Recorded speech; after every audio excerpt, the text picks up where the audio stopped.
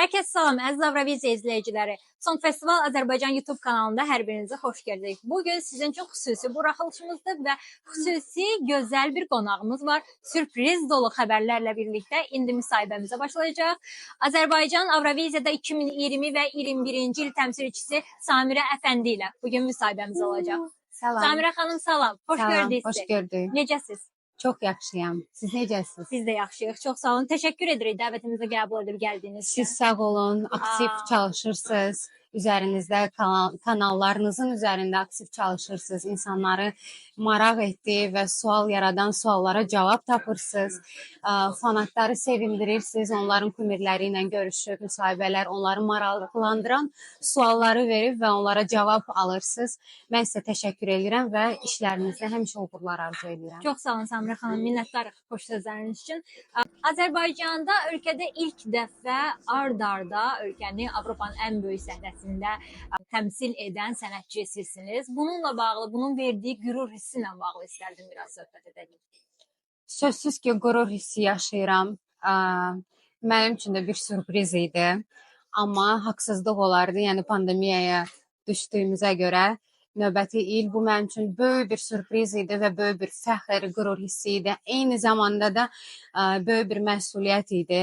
Çünki mən nəinki özümü, mən bütün ölkənin təmsil edirəm və sözsüz ki, bu hissi, bu duyğunu yaşamağa hər kəsə, bütün ifaçılara, sənətçi dostlarıma, kim ki istəyir, hamısına inşallah ki, qismət olsun, bunlar da keçirsinlər o həyəcanı içlərindən. Elə bununla bağlı demək istərdim ki, bəli, çox gözəl vurğuladınız. Çünki 2020-ci ildə bizdən asılı olmayan, dünyadan asılı olmayan səbəblərə görə bu festival təxirə salındı və bəzi ölkələr öz təmsilçilərini dəyişmişdi. Bu çox böyük əslində haqsızlıq olardı. Çünki biz bütün Avroviziya fanları ölkədə gözləyirdilər sizin çıxışınızı, 21-ci ildə sizin seçiləcəyinizi və pandemiya demişkən onu nəzərə gətirim ki, görəsən 2020-ci ildə bu Avroviziya keçirilsəydi, bizim səhnəmiz, səhnə koreografiyamız necə olardı? Kleopatranın səhnəsi necə olardı? Çünki fanlar bunu hər zaman Açığı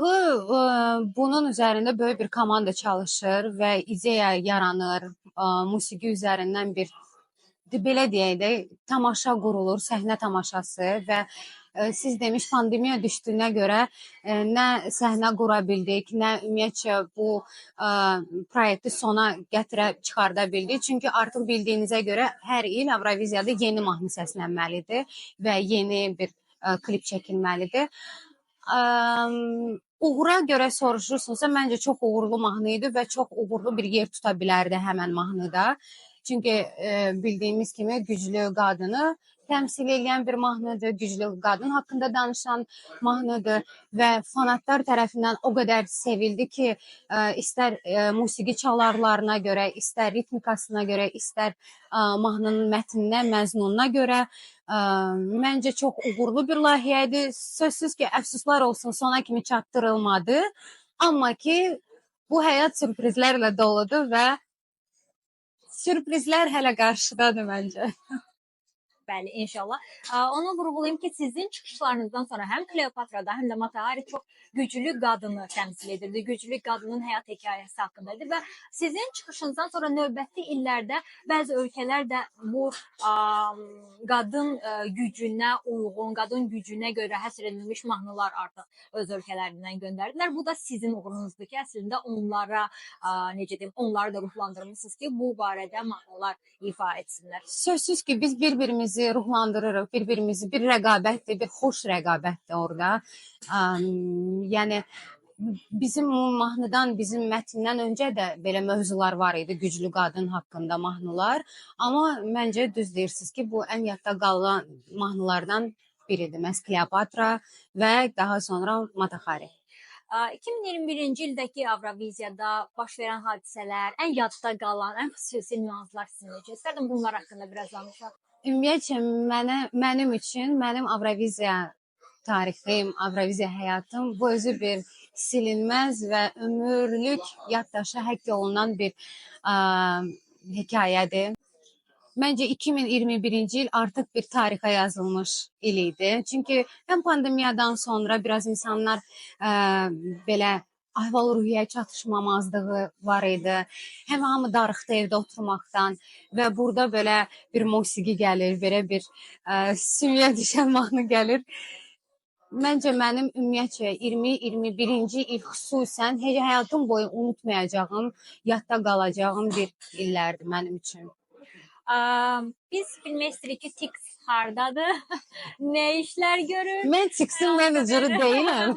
Münasibətiniz varmı? Hal-hazırda bir əlaqələr varmı? Bir duetlər falan biz görə bilərik. Sözsüz ki, münasibət necə münasibət? Sosial şəbəkələr üzrə münasibətimiz var.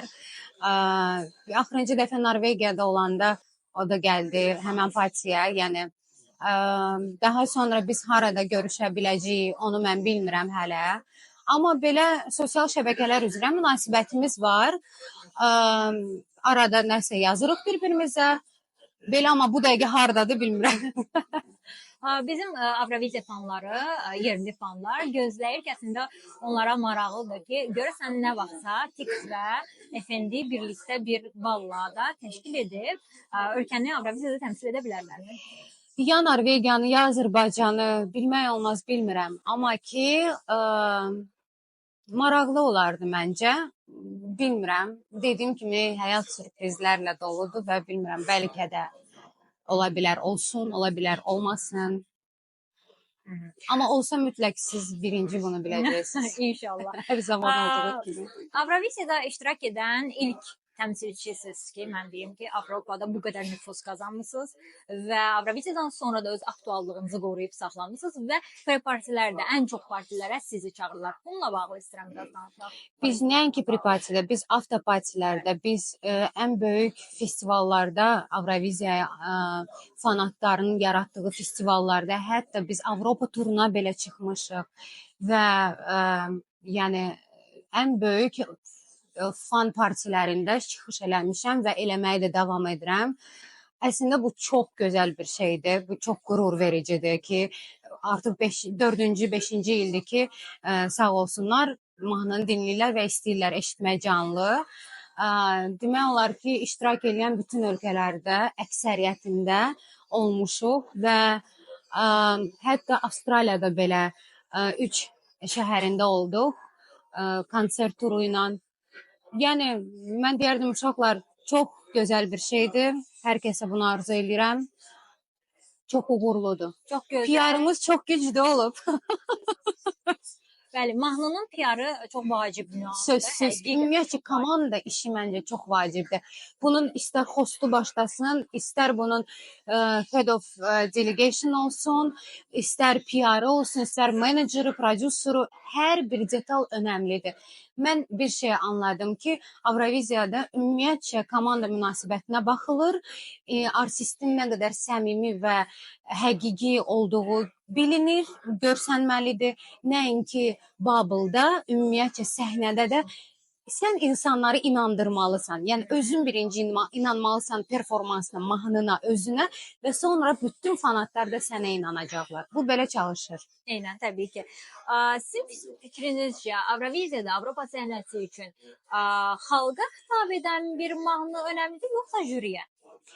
50-50-yədir. Çünki burada jüri də önəmlidir. O da bir xalq nümayəndəsidir və sözsüz ki, xalq özü və əlbəttə ki, sən özün də mahnını bəyənməlisən, özün də mahnını yaşaya bilməlisən. Mahnı sənə uyğun, xarakterinə uyğun, səs tembrına, diapazonuna mütləq uyğun olmalıdır.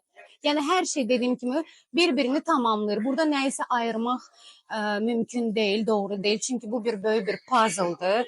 Hansısa bir hissəsi qopsa bu artıq bir tamamlanmamış bir puzzle olacaq. Eynən, təbii ki, mən özüm də biz dostlarla Avroviziya, dostlarla danışanda həmişə qeyd etmişəm ki, mahnı sənətçinin janrına uyğun olmalıdır. Hər bir sənətçinin öz xüsusi janrı var. O janra uyğun olmalıdır. Sənətçi o mahnını qarşı tərəfə necə ötürməlidir? Geyim, səhnə xoreografiyası ümumi mahnıyla bəhdət təşkil etməlidir ki, həm jüriyə, həm də xalqa xitab edə bilsinlər. Bu il bizə olan məlumata əsasən bu il bizi xüsusi bir sürpriz gözləyir. Avroviziyanın ikinci yarım finalında, interval aktda biz görəsən Kleopatranı görə bilərikmi? Əslində təklif almışıq. Hətta Avroviziya heyətinin təklifi idi. Və bütün ümumiyyətcə səhnə geyimindən tutmuş xoreografiyasına kimi bütün hər xırdalığı öz öhdəliklərinə götürərək bizlə məsləhətli şəkildə və sözsüz ki, bizim istəklərimiz nəzərə alınaraq düz vurğuladınız. Bu il Avroviziyanın ikinci yarımfinalın aktında məhz Kleopatra mahnısını eşidəcəklər. Nəhayət ki, bu mahnı da öz səhnəsini görəcək. Nəhayət ki, dostlar, biz Kleopatranı səhnədə görə biləcəyik. 5 ildən sonra bu həsrətə son Deməli, bu qoyulacaq. qismətdə var imiş. Bəli, bəli. Nəhayət ki. Və təmsilçi kimi yenidən bu Avropanın ən böyük səhnəsinə çıxmaq və sizi bu qədər çox sevən Avropa xalqına yenidən görüşmək və bu çox böyük bir səhnədə. Biz hər ölkədə olanda bunu hər dəfə bu sualı verirlər və fanatlar çox gözləyirlər ki, yenidən və həm bu bir tərəfdən insanı motivasiya ruhlandırır ki, doğrudan insanlar məni istəyirmiş. O qədər səmimidirlər, o qədər belə sevgilərini gözəl və səmimi etiraf edirlər ki, mən inanıram və mən o sevgini onlara qarşılıqlı verirəm və sözsüz ki, mən o səhnənin dadını yenidən çıxartmaq istəyirəm və gələcək üçün də planlar qururam. Sözsüz ki. Bu iki təmsilçilərimiz Mamagama haqqında fikirlərinizi bilmək istəyirəm. Çox maraqlı uşaqlardır. Çox maraqlı mahnıdır və bizim vokalçının səs tembri çox xoşuma gəlir. Yaraşırlar səhnəyə və mən hər il olduğu kimi bu ildə ölkəmə uğurlar arzu edirəm. Sözsüz ki, artıq məncə orada olmaq bu bir qalibiyyətdir və bu bir uğurdur. Çünki səni bir neçə dəqiqələr ərzində şansın var ki, öz mahnını ifa eləyəsən, hər kəs səni dinləyəcək, diqqət mərkəzindəsən və buna baxmayaraq sən artıq neçə aylardır ki, sənin promon gedir bütün Avropada. Məncə bu artıq böyük bir uğurdur. Mən yenə də uşaqlara uğur arzu edirəm gələcək karyeralarında və sözsüz ki, bu böyük bir səhnədə. Ölkəmiz yalnız irəli. Bu ilki Avroviziya mahnılarını dinləmisiniz yəqin ki, hər birini. Biz də birinci yarımfinaldayıq. Biraz vaxtım olmadığına görə hamısını dinləməmişəm, amma mənim favoritim hələ ki Mamagama ilə bir də İsraildir. Digər mahnıları tam dinləməmişəm. Yəni biraz dinləmək, mən buna dinləmək demirəm. Ona görə mən hələ ki dinləyirəm və düşünürəm ki, mənim favoritlərim çox olacaq bu il. Çünki hər il olduğu kimi maraqlı mahnılar üzə çıxırlar. Maraqlı, hər il maraqlı, bir-birindən fərqli, bir-birindən maraqlı kompozisiyalar, səhnələr olur. Və son olaraq onu bildirmək istəyirəm ki, bizim Avroviziya səhnəsindəki keçdiyimiz o yolda, o böyük bir tarixdə bəyəndiyiniz və sevdiyiniz çıxışlar vardır. Bugünə kimi sözsüz ki, ilklər unudulmur. Elnurla Samir. Daha sonra Aysel Araşla Safura çox bəyənirəm ifalarını da, o səhnəni də. Fərid Məmmədov sözsüz ki. Yəni ümumiyyətcə mən fikirləşirəm ki, Azərbaycan hər il gözəl musiqi, gözəl ifaçı, yəni doğrudan da ifa eləməyi bacaran uşaqları göndərirlər. Artıq bu bir uğurdur və bizim hər il getdiyimiz mahnılar da yadda qalan mahnılardır. Avropada da dinlənir, bizim özümüz də dinləyirik və məncə Azərbaycan hər zaman uğurlu ifaçılar və mahnılar göndərir. Bu ildə həmçinin. Həqiqətən də doğrudur. Biz hər il daha fərqli nömrələrlə təmsil olunmağa səy göstəririk. Hər il daha fərqli, həm fərqli balladalar, up-tempolar və yaxud da fərqli üslubda bir mahnılar göstəririk və sizin mahnınızda hələ də yadda qalan, dinlənilən, ən sevilən mahnılardan biridir. Mən özüm sizin səhnə aldığınız bir çox həm könüllülər partisində olsun, kop könüllülərində, həm də digər gənclər təşkilatlarının partilərində çıxış aldığınız, səhnə aldığınız yerlərin hər birində görürəm ki, bütün xalq, bütün gənclər, bütün bu artıq bir uğurdur. Yəni mən hər dəfə deyirlər ki, bəs sən belə bir yer aldın da. Yəni yer önəmli deyil. Əsas odur ki, yəni könüllərin birincisi olasan. Əsas odur ki, fanatların birincisi olasan. Sözsüz ki, mən də istəyirdim və hazır idim birinci beşliyə düşməyə, onluğa düşməyə. Hətta mən birinci yerə hazır idim. Çünki bizlə işləyən ümumiyyətlə mənlə işləyən uşaqlar da bunu həmişə görürlər ki, əgər mən işləyirəmsə, mən axıra kimi gedəcəm. Mən yatmaya bilərəm, yeməyə bilərəm, heç nə etməyə bilərəm, amma çalışacağam və mən bunu sübut elədim. Bəlkə bu da bir tərəfdən mənim uğurumdur ki, Avroviziya turlarında məhz mən iştirak edirəm. Çünki necə punktual olduğumu da hamısı artıq bilirlər. Mən punktuallığı çox önəm verirəm.